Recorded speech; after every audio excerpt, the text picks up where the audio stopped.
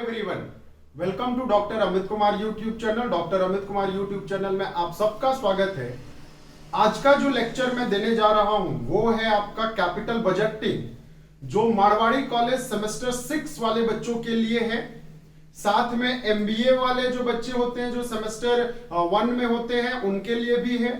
UGC net वाले जो बच्चे प्रिपेयरिंग करने वाले हैं उनके लिए भी ये चैप्टर है। बट आज का जो क्लास है वो मैं फोकस जो कर रहा हूं वो सेमेस्टर 6 वाले बच्चों के साथ कर रहा हूं। मतलब मैं जो पैटर्न बताऊंगा वो सेमेस्टर 6 का कैसे आता है, मारवाड़ी कॉलेज में एग्जाम कैसे होते हैं, क्वेश्चन कैसे पूछे जाते हैं, मैं इसके बारे में चर्चा करूंगा। क्योंकि मैंने इससे पहले एक चैप्टर आपको टाइम वैल्यू ऑफ मनी मैंने ऑलरेडी करा रखा है। तो जो बच्चे टाइम वैल्यू ऑफ मनी अब तक नहीं कर रखे हैं वो यकीन मानो जब तक टाइम वैल्यू ऑफ मनी आप नहीं करेंगे तब तक कैपिटल बजटिंग तो आपको बेटा नहीं समझ में आने वाले। तो आपका अगर आज पहला क्लास है तो इससे पहले जो है आप टाइम वैल्यू ऑफ मनी जो मेरे चैनल के प्लेलिस्ट में आपको मिल जाएगा तो वहां पे जाकर के टाइम वैल्यू ऑफ मनी पहले पढ़ लीजिए, देन उसके बाद फिर कैपिटल बजटिंग करेंगे तो आपको समझ में आने वाले हैं, नहीं तो फिर ये चैप्टर नहीं समझ में आएगा। और जिनका आज फर्स्ट क्लास है मेरे चैनल को सब्सक्राइब कर लीजिए, बेल बटन प्रेस कर लीजिए ताकि नया नोटिफिकेशन जो है मैं जब भी वीडियो अपलोड करूं तो आपको सबसे पहले मिले और आप वो वीडियो को पूरा का पूरा देखें। तो सबसे पहली बात मैं कैपिटल बजटिंग में मैंने क्या बताया था बेटा, मैं बता रहा हूं, सुन लो वन बाय वन करके। याद करिए मैंने एक क्लास लिया था आप लोगों का फाइनेंशियल स्टेटमेंट, जो कि आपके सिलेबस का था नहीं फाइनेंशियल स्टेटमेंट, लेकिन भी मैंने ले रखा था फाइनेंशियल स्टेटमेंट। और मैंने बोला था कि बेटा ये चीज को सारे लोग आप लोग क्लास को करोगे, अच्छे से करोगे। तो याद करिए फाइनेंशियल स्टेटमेंट में मैंने बैलेंस शीट की बातें करा था, मैं वर्टिकल बैलेंस शीट बनाया था लेकिन मैं फिलहाल हॉरिजॉन्टल की बातें कर रहा हूं। तो हॉरिजॉन्टल बैलेंस शीट में आपका ये तो एक तो एसेट्स एंड प्रॉपर्टीज हो जाता है, दूसरा इक्विटी एंड लायबिलिटीज हो जाता है। मैंने बस लिखने का तरीका चेंज कर दिया है क्योंकि स्पेस का कमी है थोड़ा। यहां पे सबसे पहले नॉन करेंट एसेट्स होते हैं, देन करेंट एसेट्स होते हैं, राइट। इधर आ जाओ तो सर शेयर होल्डर फंड मिल जाते हैं, देन इसके बाद नॉन करेंट लायबिलिटीज मिल जाते हैं और करेंट लायबिलिटीज मिल जाते हैं। Is it clear? तो शेयर होल्डर फंड में अगर हम देखें तो सबसे पहला शेयर्स कैपिटल आ गया, रिजर्व एंड सरप्लस आ गया, ये सब आ गया, ठीक है। देन नॉन करेंट लायबिलिटीज में कुछ अलग है, करंट लायबिलिटी। तो बेटा कैपिटल बजटिंग कहने का मतलब हम जब नॉन करेंट एसेट्स के बारे में जब स्टडी करते हैं, इसके बारे में स्टडी करते हैं तो ये मेरा कैपिटल बजटिंग कहलाता है। ये मेरा क्या कहलाता है? कैपिटल बजटिंग कहलाता है। तो मैं आज के क्लास में सिर्फ और सिर्फ क्या चीज के बारे में पढ़ूंगा? नॉन करेंट एसेट्स के बारे में पढ़ूंगा। ना मैं शेयर होल्डर फंड के बारे में पढ़ूंगा, ना करेंट एसेट्स के बारे में, ना करंट लायबिलिटीज, ना नॉन करंट लायबिलिटीज। मैं सिर्फ और सिर्फ करेंट नॉन करेंट एसेट्स के बारे में पढ़ूंगा। कैपिटल बजटिंग का दूसरा नाम कैपिटल इन्वेस्टमेंट टेक्निक भी बोला जाता है। कैपिटल इन्वेस्टमेंट टेक्निक के भी नाम से जाना जाता है इसको। तो देखो समझ लो, मैं एक बस थोड़ा सा एक आइडियाज बता रहा हूं, क्यों ये चैप्टर का जरूरत क्यों पड़ा मैं उसके बारे में बताऊंगा, फिर इसका प्रोसेस बताऊंगा, ठीक है। मैं एक एग्जांपल से समझा रहा हूं पहले, देन इसके बाद आपको सारी चीज क्लियर हो जाएंगे, अपने आप क्लियर हो जाएंगे। मान लेता हूं सपोज ये आप हो, ध्यान से सुनना। सर तो आपका नाम क्या? मोहनलाल। आप कौन है बताना? मोहनलाल हैं आप। और मोहनलाल के पास बेटा बहुत सारे पैसे हैं, इसके पास फंड की कोई कमी नहीं है, इसके पास अलॉट नंबर ऑफ फंड है, बहुत ज्यादा पैसा है, मतलब पूरा रईस आदमी है ये। Is it clear? अब बताना ये क्या करेगा? ये तो रात भर यही सोचेगा ना कि मेरा पैसा अगर 10 लाख है तो हम इसको 10 लाख को 20 लाख कैसे करें, हम 25 लाख कैसे करें, हम 30 लाख कैसे करें। बात समझ में आ रहा है? मतलब पैसे को हम अपने फंड को और कैसे बढ़ाएं, ये तो यही बात सोचेगा। तो मोहनलाल ने डिसीजन लिया कि क्यों ना हम पैसे को इन्वेस्ट कर दे। डिसीजन टू टेक इन्वेस्टमेंट, हम क्या कर दे? इन्वेस्ट कर दे पैसे को। तो मेरे को एक बात बता दो, अगर आपके पास कोई बहुत ज्यादा कोई पैसे दे दे तो आप उस पैसे को क्या करोगे? तो सर हम ना बैंक में जमा करेंगे, हम ना घर में रखेंगे, एक बात बता दूं, बहुत लोगों का आदत होता है घर में रखने का पैसा, बहुत लोग का तो पैसे आदत कैसे रहते हैं बताऊं। एक देखना वॉलेट होता है, वॉलेट मतलब पर्स, जो हम लोग लेडीज पर्स होते हैं या फिर जेंट्स पर्स होते हैं, अलग अलग होते हैं। पर्स में ना छोटा पॉकेट होता है, एकदम पॉकेट के अंदर पॉकेट, पॉकेट के अंदर पॉकेट, मतलब एकदम मिनी पॉकेट। वहां पे ना 2000 का नोट सबके पर्स में मिलेगा, 500 का नोट सबके पर्स में मिलेगा। मतलब हम अपने आप से भी छुपा करके रखते हैं। क्यों? क्योंकि कल के डेट में जब जरूरत पड़े तो वो पैसा मैं यूटिलाइज कर सकूं। ये सबका नेचर होता है, ये हमारा भी नेचर है। अगर आप मेरे से भी पूछोगे तो मेरे भी पर्स में आपको मिल जाएगा वैसा नोट जो एकदम छुपा करके हम लोग रखते हैं। क्यों? क्योंकि जब हम गोलगप्पे खाने जाए, खैर अभी तो कोविड में ये कोई खा नहीं रहा है, बड़ा मिस कर रहा हूं गोलगप्पे को, शायद आप भी मिस कर रहे होंगे, मेरा तो फेवरेट है। तो क्या होता है जब गोलगप्पे खाने जाते हैं ना तो मन में सेटिस्फैक्शन नहीं होता है। 10 रुपए में तो कुछ होता ही नहीं है, 4 गोलगप्पे देते हैं बस 10 रुपए में। हमारा एक समय था जब 10 रुपए में 10 गोलगप्पे मिलते थे, अब 4 देता है। तो हम लोग क्या करते हैं, कंपटीशन लगाते हैं, भैया चलो जितना खाना है। तो क्या होता है, अगर सामने पैसा पर्स में रहे तो सारा खत्म, लेकिन वही छुपा करके मैं रखूं तो वो दिखाई नहीं देता, अरे छोड़ो ना पैसे खत्म हो गए। ये मेंटलिटी होता है लोगों का, है आप ही के पास। तो आप ऐसे जगह इन्वेस्टमेंट करना चाहते हैं जहां पे आपका पैसा जो है वो सेफ हो। मैं पर्स की बातें इसलिए करा क्योंकि वहां पे आपका पैसा सेफ है। तो इन्वेस्टमेंट भी आपका पैसा पहला प्रायोरिटी होता है फॉर सेफ्टी पर्पस। ठीक है, आप ऐसे जगह पैसा इन्वेस्ट करेंगे जहां पे सेफ हो। दूसरी बात बताना, पर्स में जब आप छुपा करके रखते हो पैसा, आज आपने 1000 रुपया डाला तो कल क्या वो 500 एक्स्ट्रा दे करके 1500 देगा? नहीं बेटा, वो उतना ही देगा। लेकिन अगर बाहर वही पैसा जब मार्केट में इन्वेस्ट हो जाए तब फिर वो क्या होता है, वो पैसा जो है हमारा डबल होकर के बाहर आता है, डबल होकर के आएगा, 1.5 गुना होकर के आएगा। बात समझ में आ रही? मतलब एक्स्ट्रा पैसा हमको मिलता है। तो जो हम इन्वेस्टमेंट करते हैं तो इन्वेस्टमेंट का डिसीजन, ठीक है, कैपिटल इन्वेस्टमेंट का डिसीजन मोहनलाल कैसे लेगा, क्या प्रोसेस होता है इसका, क्या प्रोसेस होता है, कौन सा मार्केट में जाएगा। जैसे आपके दिमाग में चल रहा होगा, मैं एक लेक्चर में मैंने देखा कि कोई बच्चा ने मेरे से पूछा कि सर हम कौन से शेयर मार्केट में पैसा इन्वेस्ट करेंगे, ये क्वेश्चन था, मैंने यूट्यूब में देखा था कमेंट में। तो देखो ऐसा है, आप शेयर मार्केट में कौन से शेयर मार्केट में इन्वेस्ट करोगे ये तो मैं भी नहीं बता पाऊंगा, कोई नहीं बता पाएगा। रीजन क्या होता है ना, एट रैंडम कौन सी कंपनी ट्रेंड में है इस पर डिपेंड करता है। जैसे मान लेते हो कि सपोज आज का तारीख है आपका, मेरे को ध्यान नहीं है आज का तारीख कितना है आज। सपोज एक एग्जांपल लेता हूं मैं, आज ट्यूसडे है, ये तो मेरे को ध्यान है, वो घर में रहने से तारीख भूल जाता हूं मैं, शायद 19 तारीख है, जो भी है देख लेना, 19 या 20 है शायद। मान लेता हूं सपोज आज ट्यूसडे है, आज जो है हमारा डीएलएफ कंपनी का जो है ट्रेंड बहुत बढ़िया रहा, तो हम इस दिन शेयर में डीएलएफ में लगाएंगे। हमारा मंडे को जो था, इससे पहले क्या होता है मंडे, तो मंडे को जो है वो हमारा, ठीक है ना, हमारा जो है डीएलएफ का ट्रेंड बहुत बुरा था, लेकिन हमारा रिलायंस कंपनी का जो शेयर था वो बहुत बढ़िया था। बात समझ में आ रही है? हमारा जो है मेडिकल कंपनी, मेडिकेयर कंपनी बहुत बढ़िया था। तो हमारा जिस दिन का जो रेट होता है, जिस दिन का जो रेंज होता है, उस पर डिपेंड करता है, उस पर डिपेंड करता है। और शेयर मार्केट हम उस पर इन्वेस्ट करते हैं, तो कोई नहीं बता पाएगा कि एट रैंडमली आप किस पे इन्वेस्ट करो। Is it clear? और शेयर मार्केट क्योंकि स्पेकुलेशन बिजनेस होता है, और स्पेकुलेशन बिजनेस में तो हम लोग सिर्फ अंदाजा लगाते हैं। ठीक है, तो चलिए, शायद हमको लगता है उस बच्ची को आंसर मिल गया होगा। तो मैं इन्वेस्टमेंट डिसीजन लेने से पहले मैं इसका कुछ प्रोसेस को बता दूं। इन्वेस्टमेंट डिसीजन कहने का मतलब क्या, कैपिटल बजटिंग प्रोसेस। देखो मैं बार बार बता रहा हूं, इन्वेस्टमेंट डिसीजन और कैपिटल बजटिंग एक ही चीज है। तो कैपिटल, कोई भी मोहनलाल ही जो इन्वेस्ट करेगा पैसा, वो कैसे करेगा, कैपिटल बजटिंग बोलो, कैपिटल बजटिंग बोलो या इन्वेस्टमेंट डिसीजन बोलो, एक ही चीज है दोनों। इन्वेस्टमेंट डिसीजन ये एक ही चीज है बच्चा, इसमें कोई चेंजेस नहीं है। तो सबसे पहला इसका प्रोसेस, मोहनलाल जो है क्या प्रोसेस अपनाएगा, कैसे आप इन्वेस्ट करें, कौन से मार्केट में इन्वेस्ट करेगा, क्या टेक्निक यूज करेगा, ये तो अभी मैंने बात ही नहीं करा है, बात समझ में आ रहा है? तो सबसे पहला जो प्रोसेस होगा, सबसे पहला प्रोसेस ठीक है। इन्वेस्टमेंट, मैंने ये तो बता दिया कि इन्वेस्टमेंट डिसीजन होता क्या है। मैं सबसे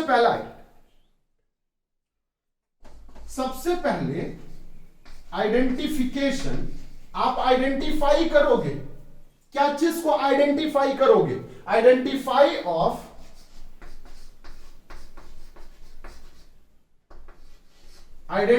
of potential investment opportunities, investment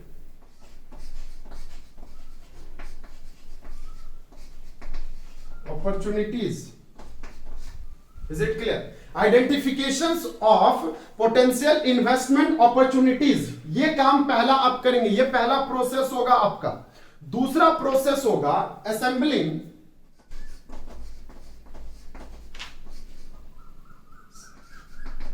billing of proposed investment,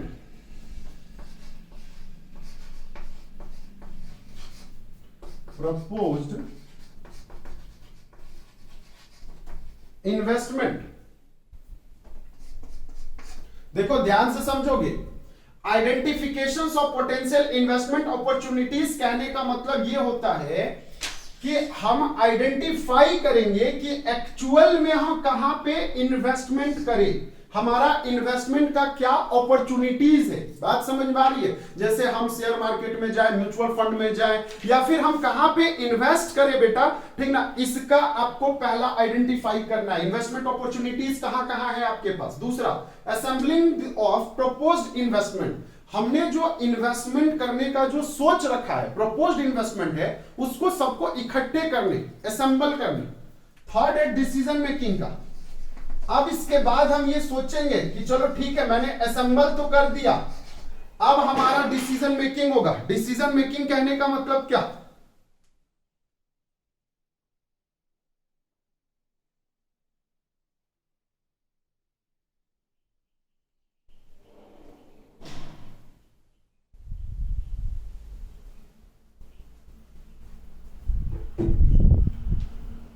चलिए, वो थोड़ा बाहर हवा चल रही है तो खिड़की उड़की खुला हुआ था, इसलिए मैं थोड़ा बंद करने चला गया था।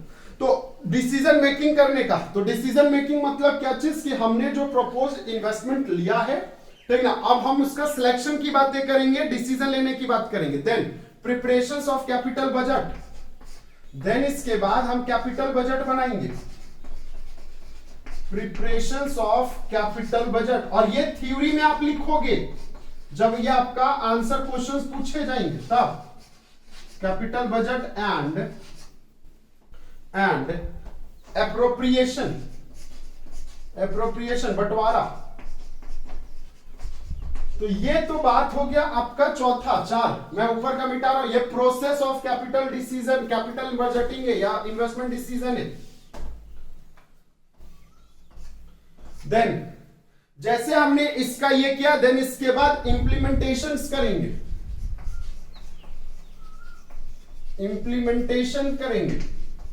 Is it clear? And last one is your review. देख लेंगे कि परफॉर्मेंस रिव्यू जो है हमारा कैसा है। परफॉर्मेंस रिव्यू आफ्टर इंप्लीमेंटेशन, हमने क्या किया, हमने जो है इन्वेस्टमेंट परचेस किया। तो जब इन्वेस्टमेंट परचेस करोगे तो वो इन्वेस्टमेंट आपको रिटर्न देगा कि नहीं देगा, बताओ? तो रिटर्न देगा। ये हेडलाइन हो जाएगा आपका प्रोसेस ऑफ कैपिटल बजटिंग। ये इंपॉर्टेंट है, कैपिटल बजटिंग का। आई बात समझ में? ये इंपॉर्टेंट बात है। तो प्रोसेस ऑफ कैपिटल बजटिंग में आपको ये 2-3 चीज जो है आपको दिखाई देंगे। आ गई बातें समझ में? तो यहां तक तो आपका एकदम चीज क्लियर हो गया होगा। चलिए, तो ये लिख लेंगे, मैं फिर से बता रहा हूं, identifications of potential investment opportunities, आपके पास कहां कहां इन्वेस्टमेंट करने का क्या क्या अपॉर्चुनिटीज है उसको आइडेंटिफाई करना। दूसरा जो है, जितना भी इन्वेस्टमेंट को जो आइडेंटिफाई किया है उसको असेंबल करना, एक जगह रखना। बात समझ में आया? जैसे मैं क्या किया ना, मैं यहां पे भी इन्वेस्ट कर सकता हूं, यहां पे भी इन्वेस्ट कर सकता हूं, या ये अलग अलग कंपनी है बेटा, ये अलग अलग कंपनी है, मैं सारे जगह इन्वेस्ट कर सकता हूं। मैंने ये आइडेंटिफाई कर लिया। अब मैंने ये सभी को एक जगह इकट्ठे अपने माइंड में सेट कर लिया, असेंबल कर लिया। देन उसके बाद अब मैं डिसीजन लूंगा कि एक्चुअल में मेरे को यहां पे इन्वेस्ट करना है, यहां करना है, यहां करना है या फिर यहां करना है। जब मैं असेंबल करता हूं तो मैं ये सारे का एनालिसिस भी करता हूं, इंटरप्रिटेशन भी करता हूं कि मेरे को ये कंपनी ज्यादा रिटर्न देगी, ये देगी, ये देगी या फिर ये देगी। Is it clear? मैंने मान लेता हूं सपोज डिसीजन लिया है कि मैं इस कंपनी पे बी में और डी में इन्वेस्ट करूंगा। मैं किस में इन्वेस्ट करूंगा? बी और डी में इन्वेस्ट करूंगा बेटा, है ना। तो जब बी और डी में इन्वेस्ट करूंगा तो देन इसके बाद जो है हम अपना कैपिटल बजट प्रिपेयर करेंगे कि हम कितना इन्वेस्ट कर रहे हैं, ठीक ना। हमारा एप्रोप्रिएशन क्या होगा, मतलब अगर हमारे पास 10 लाख रुपया है, मोहनलाल के पास 10 लाख रुपया था, तो 10 लाख रुपया में हम क्या किए, बी में कितना इन्वेस्ट किए और डी में कितना इन्वेस्ट किए। That is called preparations of capital budget and appropriation. And thereafter जब हमने डिसीजन ले लिया कि हाँ ठीक है ये मैंने अप्रोप्रिएट कर लिया, तो अब हम इंप्लीमेंट कर देंगे। इंप्लीमेंट मतलब हमने इसको इन्वेस्टमेंट कर दिया। ये तो अप्रोप्रिएशन था, बंटवारा करना, पैसे का, फंड का बंटवारा करना। लेकिन बाद में फिर मैंने इसको इंप्लीमेंट कर दिया। चलो ठीक है, बी में मैंने 6 लाख दिया और डी में मैंने 4 लाख दिया। अब मैं 6 लाख और 4 लाख इन्वेस्टमेंट करने के बाद मैं ये देखूंगा कि परफॉर्मेंस रिव्यू क्या है हमारा। Is it clear? हमारा परफॉर्मेंस रिव्यू जो है वो क्या है। परफॉर्मेंस रिव्यू जो है जितना बेटर होगा, अगर मान ले तो बी ने हमको ज्यादा रिटर्न दिया तो अगले बार हम डी में कम इन्वेस्टमेंट करेंगे। डी अगर हमको ज्यादा रिटर्न दिया तो नेक्स्ट टाइम जो है हम बी में रिटर्न इन्वेस्टमेंट कम करेंगे। Is it clear? तो ये सारे कॉन्सेप्ट को लेकर के मोहनलाल जो है एक बिजनेस स्टार्ट करा, और वो बिजनेस क्या था? Purchase of investment. वो बिजनेस क्या था? परचेज ऑफ इन्वेस्टमेंट, मतलब इन्वेस्टमेंट करने का। Is it clear? तो जब हम बात करते हैं ये का यहां पे, तो सर हमारा सबसे पहली बात इन्वेस्टमेंट का क्राइटेरिया क्या होगा। What are the criteria of investment? बात समझ में आ रही है? इन्वेस्टमेंट का क्राइटेरिया क्या होगा? तो देखो इन्वेस्टमेंट का क्राइटेरिया बेसिकली 2 पार्ट में होते हैं। ये तो मैंने इन्वेस्टमेंट डिसीजन का प्रोसेस बता दिया आपके साथ। अब मैं बताने जा रहा हूं इन्वेस्टमेंट का क्राइटेरिया।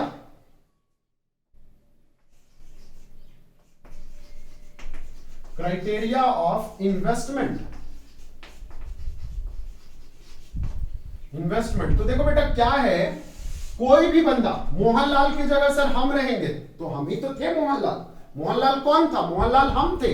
तो मोहनलाल की जगह अगर हम रहेंगे तो क्राइटेरिया कहने का मतलब इन्वेस्टमेंट टेक्निक भी बोला जाता है इसको। बात समझेंगे? यही चीज आपका इन्वेस्टमेंट टेक्निक के भी नाम से जाना जाता है। देखो एक ही चीज है, बस नामांकन अलग अलग होते हैं। व्हाट यू मीन नामांकन?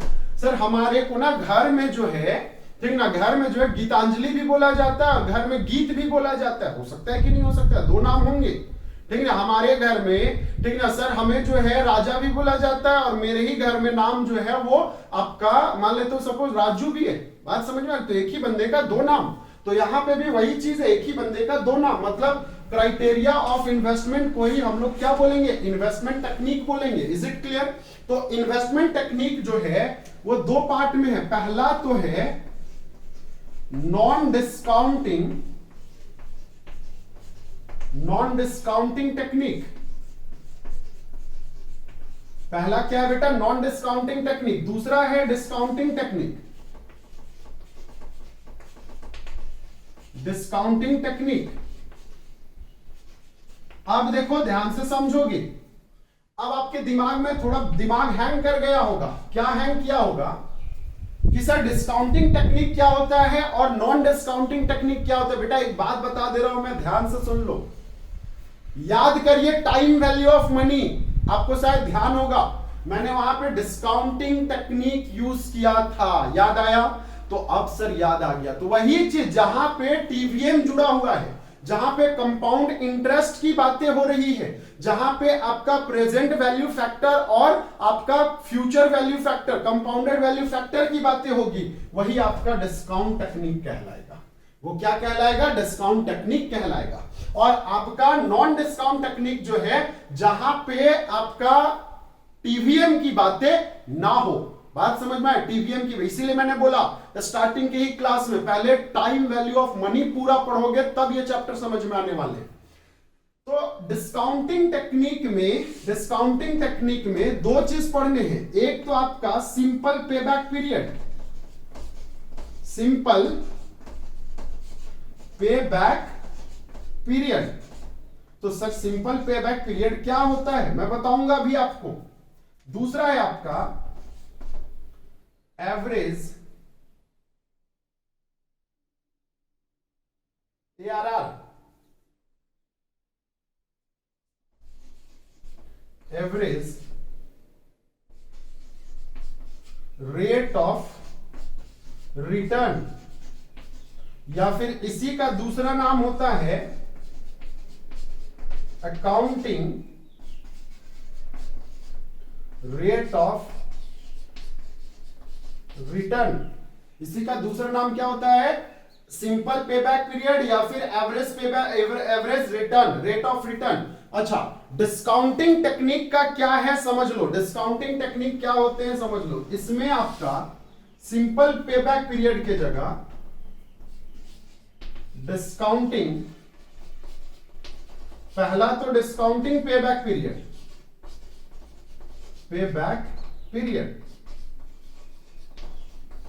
नेक्स्ट है आपका net present value,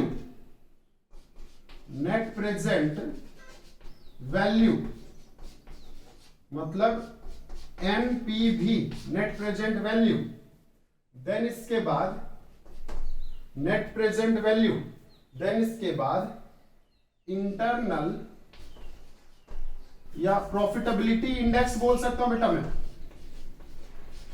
profitability index, profitability index PI बोला जाता है। और लास्ट है जो मैं नीचे थोड़ा सा लिख देता हूं क्योंकि कोना में स्पेस नहीं बचा, इंटरनल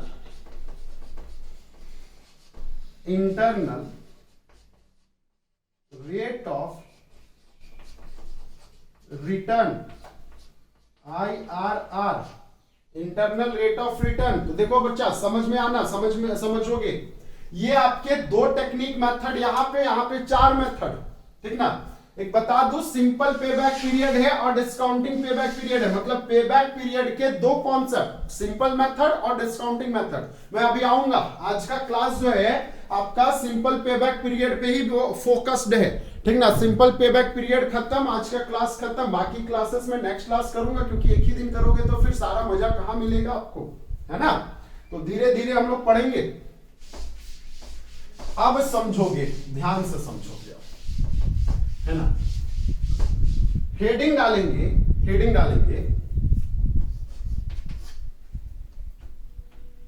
सिंपल पेबैक पीरियड या सिंपल पेबैक पीरियड मेथड। ये आपका कौन सा टेक्निक है? Non discounting technique. क्वेश्चन ना डायरेक्टली पूछे जाते हैं आपको। Which one of the followings are non discounting technique? निम्नलिखित में से कौन सा भाग जो है वो नॉन डिस्काउंटिंग टेक्निक वाला पार्ट है? ऐसे और 4 ऑप्शन दे देंगे आपको। तो सिंपल पेबैक पीरियड में समझ लो क्या होता क्या है, ध्यान से सुनना। एक बात बता रहा हूं मैं, ये अगर नाम क्या था इसका? मोहनलाल। नाम क्या था बेटा? मोहनलाल था। मोहनलाल के पास क्या थे? पैसे थे। T0 था। T0 में पैसे थे इसके पास, मान लेता हूं ₹10 लाख, क्योंकि मैं शुरू से ले रहा हूं 10 लाख ही ले रहा हूं। Is it clear? 10 लाख ले रहा हूं। बताना यहां पे T0 में मोहनलाल ने डिसीजन लिया कि मैं इसको इन्वेस्ट कर दूंगा। तो कैश आउटफ्लो, इन्वेस्टमेंट को हम लोग क्या बोलेंगे? कैश आउटफ्लो बोलेंगे। मतलब हमारे पास से पैसे कहीं दूसरे जगह गए। कितना हमने इन्वेस्ट किया? 10 लाख इन्वेस्ट किया। हमने इन्वेस्टमेंट कितना किया? 10 लाख इन्वेस्टमेंट किया। मेरे को एक बात बताना, पहला साल जो है T1 में, दूसरा साल T2 में, तीसरा साल T3 में, नेक्स्ट जो है T4 में, नेक्स्ट जो है T5 में। Is it clear? हमें पहला साल जो है 2.5 लाख मिला पैसा, दूसरा साल भी 2.5 लाख मिल गया हमको पैसा, तीसरे साल भी 2.5 लाख मिल गया, चौथे साल भी 2.5 लाख मिला। हर एक साल मेरे को 2.5 लाख रुपया मिल रहा है। तो क्या ये पैसा मेरा कैश इनफ्लो कहलाएगा कि नहीं बेटा बताओ? कैश इनफ्लो कहलाएगा। मैंने जो पैसा इन्वेस्ट किया था वो पैसा कितना था? 10 लाख था। 10 लाख में मेरे को हर एक साल 2.5 लाख रुपया मेरे पास वापस आ रहा है। तो वापस आ रहा है तो बताना मेरे को यहां पे ठीक ना। सबसे पहले ईयर का ले लेते हैं कॉलम। हाँ सर ले लो। देन इसके बाद कैश इनफ्लो मतलब जो है आईएफ मैंने लिख दिया। नेक्स्ट है आपका क्यूमुलेटिव कैश इनफ्लो, ये ले लिया। इसी क्वेश्चन में मैं बता रहा हूं, ये एग्जांपल नंबर फर्स्ट है बेटा, ये एग्जांपल नंबर फर्स्ट। तो मेरे को एक बात बताना, सबसे पहले T1 T2 T3 T4 T5, is it clear? तो बताना सबसे पहला 2.5 लाख आया सर, यहां पे भी 2.5 लाख आया, यहां पे भी 2.5 लाख आया, यहां पे भी 2.5 लाख आया, यहां पे भी 2.5 लाख आया। मतलब हर एक साल जो है 2.5 लाख आ रहा है। बताना पहला क्यूमुलेटिव, ये हम यहां पे ऐड करेंगे 2.5 लाख।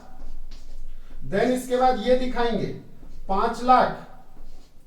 देन इसके बाद ये ऐड करेंगे 7.5 लाख। ध्यान से समझते जाना, ये दोनों को ऐड करेंगे 10 लाख। देन ये दोनों को ऐड करेंगे कितना? 12,50,000। मेरे को 12 लाख 12.5 लाख। मेरे को एक बात बताना, हमने कितना पैसा इन्वेस्ट किया था? सर 10 लाख इन्वेस्ट किया था। कितना पैसा इन्वेस्ट किया था? 10 लाख। बताओ क्या 10 लाख रुपया जो है हमें ये चौथे साल में प्राप्त हो गया कि नहीं हो गया? 10 लाख रुपया जो है हमें कब, कौन से ईयर में मिल गया पूरा? तो सर हमें 4th ईयर में मिल गया। तो यही हमारा कौन सा पीरियड कहलाया? पे बैक पीरियड कहलाया। मतलब हमने जो पैसा इन्वेस्ट किया था वो कितने दिनों के अंदर हमें मिल गया? तो सर हमें मिल गया कितने दिनों के अंदर? 4 साल के अंदर। Is it clear? 4 साल के अंदर। ये पहला क्वेश्चन, ये पहला एग्जांपल। तो पेबैक पीरियड हमारा कितना हो गया? तो सर हमारा पेबैक पीरियड जो है ये हमारा 4 ईयर हो गया। पेबैक पीरियड हमारा कितना हो गया बेटा? पेबैक पीरियड हमारा 4 ईयर हो गया। Is it clear? यहां तक किसी को कोई डाउट है? तो हमें नहीं लगता है किसी को कोई डाउट होने चाहिए। तो payback period 4 year. Is it clear? तो हमें जो प्रॉफिट जो अर्निंग होगा वो कब से होगा? प्रॉफिट हमें 5वें साल से होने का स्टार्ट हो जाएगा। मतलब चौथे साल तक क्या प्रॉफिट हो रहा है? नहीं हो रहा है, फिलहाल अभी नहीं हो रहा है। अब आपके दिमाग में बहुत तरह के क्वेश्चन चल रहे होंगे कि सर क्या यहां पे हमको कोई प्रॉफिट नहीं हुआ, यहां पे कोई प्रॉफिट। मैंने अभी इसका कोई बात ही नहीं किया। मैंने बस ये बात किया कि प्रिंसिपल अमाउंट हमने कब तक रिकवर कर लिया? तो 4 साल में प्रिंसिपल अमाउंट रिकवर कर लिया। That is called simple payback period. Sir इसी केस में थोड़ा सा और एक्सप्लेन कर दो, चलो मैं इसको मिटा रहा हूं। अब क्या है समझोगे? हर एक साल में 2-2 लाख रुपया ही रिसीव कर रहा हूं। हर एक साल में 2-2 लाख रुपया रिसीव कर रहा हूं। तो मेरे को एक बात बताना, 2-2 लाख जब रुपया मैं रिसीव करूंगा हर एक साल, तो क्या यहां पे ये 2 लाख 2 लाख 2 लाख 2 लाख 2 लाख हो जाएगा सर। तो जब ये 2-2 लाख हो जाएगा तो ये वैल्यू जो है चेंज हो जाएगा। 2 लाख 4 लाख 6 लाख 8 लाख 10 लाख। बताना अब जो पेबैक पीरियड है हमारा, क्या वो चौथा साल है? नहीं सर, अब जो पेबैक पीरियड है वो आपका कौन से ईयर में है? तो सर वो 5वें साल में है। मतलब हमारा जो पेबैक पीरियड है वो कितने साल में है? 5वें साल में है। बात समझ में आ रहा है? पेबैक पीरियड हमारा कितने साल में है? 5वें साल में आ गया। अब आपके दिमाग में क्वेश्चन और चल रहा होगा कि सर ऐसा है, आप बता दो कि आप तो इक्वल ले रहे हो, अगर हमारा अनइक्वल रहेगा अमाउंट तब? तो देखो ऐसे हो सकता है, पहला साल में 3 लाख रिकवर कर लिया। हाँ सर कर लिया। नेक्स्ट जो है हमने 2 लाख रिकवर कर लिया। नेक्स्ट हमने 4 लाख रिकवर किया। नेक्स्ट हमने 1 लाख रिकवर किया। नेक्स्ट हमने 4 लाख रिकवर किया। कुछ इस टाइप से रिकवर किया मैंने। तो अब बताना या फिर मैं एक बात बता देता हूं, यहां पे मैं 4 लाख ले लेता हूं, ध्यान से सुनना, ये 4 लाख ले लेता हूं मैं, इज इट क्लियर? 4 लाख ले लेता हूं मैं, यहां पे 3 लाख ले लेता हूं, यहां पे 2 लाख ले लेता हूं, यहां पे 4 लाख ले लेता हूं, ये कुछ है रिकवर का वैल्यू, ध्यान से समझोगे। मैं एक बात फिर से बता रहा हूं, यहां पे कुछ नया चीज। तो अब मेरे को एक बात बताना, ये एग्जांपल नंबर 3 हो गया। सबसे पहला साल 3 लाख मिला, दूसरे साल 4 लाख मिला, देन फिर से 3 लाख मिला, देन फिर से 2 लाख मिला, देन 4 लाख मिला। Is it clear? ये बातें आ गई आपका। तो बताना 3 लाख हो गया, 3 4 7 लाख हो गया, 7 और 3 10 लाख हो गया, 10 और 2 12 हो गया, 16 लाख हो गया। बताना पेबैक पीरियड जो है वो कौन से ईयर में आ गया? तो सर मजेदार बात है, पेबैक पीरियड जो है वो आपका तीसरा साल हो गया। अब आपके दिमाग में एक और क्वेश्चन चल रहा होगा, आप ना सर ऐसा क्वेश्चन जानबूझ करके ले रहे हो, दैट इज 3 ईयर, कि आपका हर एक ईयर में एक्यूरेसी जो है डायरेक्टली 10 लाख मिल जा रहा है। इससे पहले हमने क्या लिया था? चौथे साल में 10 लाख, उसके बाद में 5वें साल में, उसके बाद में तीसरे साल में। Is it clear? कभी तो वैल्यू फ्लक्चुएट करेगा, बिल्कुल करेगा। अच्छा एक बात और बता रहा हूं, पेबैक पीरियड जो है जितना कम रहेगा वो अच्छा है या जितना ज्यादा रहेगा वो अच्छा है? तो सीधा सा कॉन्सेप्ट मैं बता दूं, पेबैक पीरियड जो है जितना आपका कम रहेगा, जितना कम रहेगा मतलब ड्यूरेशन जितना कम रहेगा, जैसे इसी क्वेश्चन में हमने यहां पे 10 लाख रुपया कमा लिया, तो बताना तीसरे साल के बाद ये साल जितना भी मैं आगे जाऊंगा, ये सारे ईयर जो है वो सरप्लस ईयर कहलाएगा कि नहीं, प्रॉफिट का ईयर कहलाएगा कि नहीं कहलाएगा?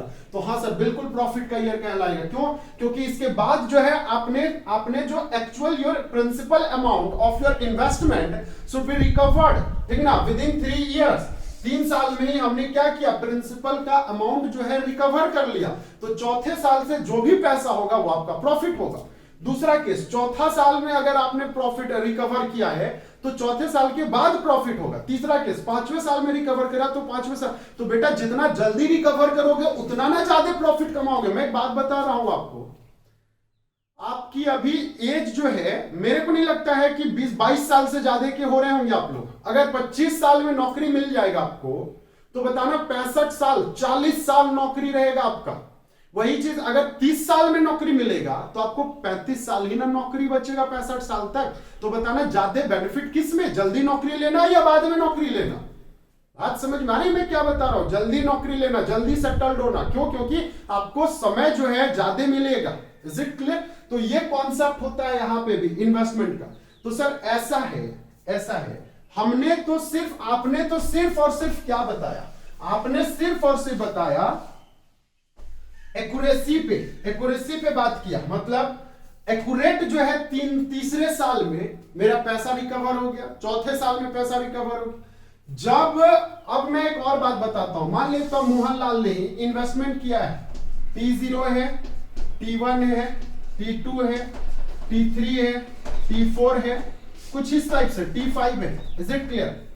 अब देखो ध्यान से समझने वाली बात यह है कि यहां पे 10 लाख इन्वेस्ट किया है, यहां पे 3 लाख मिला, यहां पे 3 लाख मिला, यहां पे 4 लाख मिला, नहीं यहां पे 2 लाख मिला, ठीक है 2 लाख मिला, यहां पे 3 और 3 2, अब यहां पे मिल गया मान लेते हो 6 लाख मिल गया, यहां पे 5 लाख मिल गया, कुछ इस टाइप से। मेरे को एक बात बताना, ये तो कैश आउटफ्लोज था, ये कैश आउटफ्लो था। ये जो कॉन्सेप्ट है ये कैश क्या है, इनफ्लो है। कैश क्या है बेटा, इनफ्लो है। मेरे को एक बात बताना, 3 लाख हो गया, 5 लाख हो गया सर। मैं अगर क्यूमुलेटिव की बात करूं तो ये हो गया, देन इसके बाद ये हो गया, देन इसके बाद 5 और 3 कितना हो गया, 5 और 2 7 लाख हो गया, 7 और 6 कितना हो गया, 13 लाख हो गया। बात को समझोगे, 7 और 6 कितना हो गया, 13 लाख। देन इसके बाद 13 और 5 18 लाख। हमें पैसे का रिक्वायरमेंट कितना है सर, 10 लाख। हमें पैसे का रिक्वायरमेंट कितना है, 10 लाख। तो 10 लाख तो बेटा सीधा सा बात समझ लो, नहीं एक मिनट, ये 8 लाख हो जाएगा, सॉरी 6 और 2 8 लाख, 8 और 6 14 लाख, 14 लाख। हमें जो पैसे का रिक्वायरमेंट है बेटा वो कब कितना है? 10 लाख। हमने तीसरे साल में T3 में 8 लाख रुपया रिसीव कर लिया, इज इट क्लियर? और T4 में हमने 14 लाख रिसीव किया। तो बताना हमारा जो पेबैक पीरियड होगा वो इसी आसपास में ना होगा, इसी आसपास में ना होगा। समझने वाली बात है, मतलब सीधा सा बात है, कॉमन सेंस वाली बात है। पेबैक पीरियड जो है हमारा, पेबैक पीरियड जो है, पेबैक पीरियड जो है, क्या ये हमारा 3 year plus plus dot dot dot month होगा कि नहीं होगा? बताओ। 3 years plus dot dot dot month होगा? तो हां सर होगा, बिल्कुल होगा, और यही होगा। तो मेरे को एक बात बताओ, ये डॉट डॉट डॉट मंथ कैसे निकालेंगे? ठीक है ना, ये कैसे निकालें? तो 3 साल तो समझ में आ गया।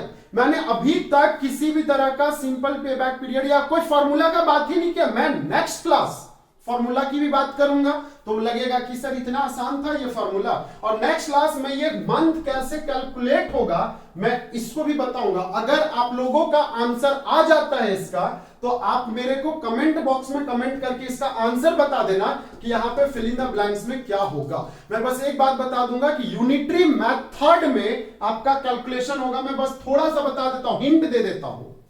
हमें पैसे का रिक्वायरमेंट कितना है? 10 लाख।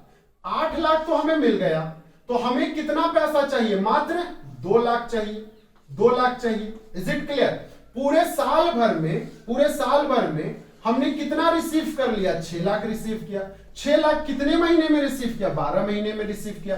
तो सर 2 लाख हमको रिसीव करना है तो कितना महीना लगेगा? जब 6 लाख हमने 12 महीने में रिसीव किया तो 2 लाख हम कितना महीना में रिसीव करेंगे? और यही महीना यहां पे चला जाएगा। ठीक है, मैंने बस हिंट कर दिया है।